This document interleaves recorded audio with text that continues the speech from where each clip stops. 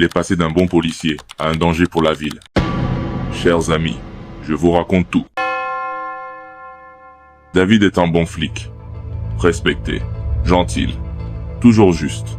Sa femme, elle, travaillait dans un grand supermarché de la ville. Le même où il assurait parfois la sécurité.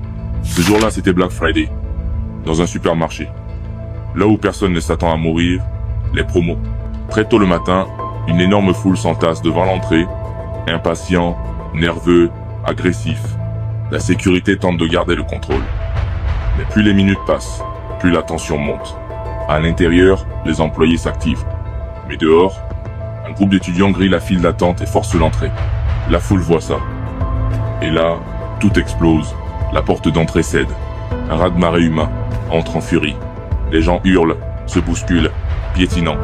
Ils ne regardent même plus où ils mettent les pieds. Et c'est là que la femme de David tombe. Elle tente de se relever, mais un client lui fonce dessus avec un chariot.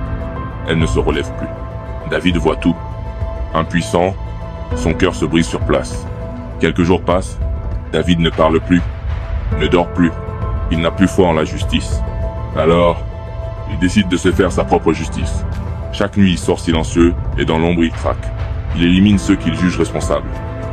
Des jeunes, des clients violents, des profiteurs du système. Les rues deviennent silencieuses, la peur s'installe. Mais au fond, David se vide. Il croyait soulager sa douleur, mais il ne fait que l'alimenter, jusqu'au soir où il se regarde dans une vitrine et il ne se reconnaît plus. Parfois, il faut perdre tout ce qu'on aime pour comprendre que la vengeance ne rend jamais justice.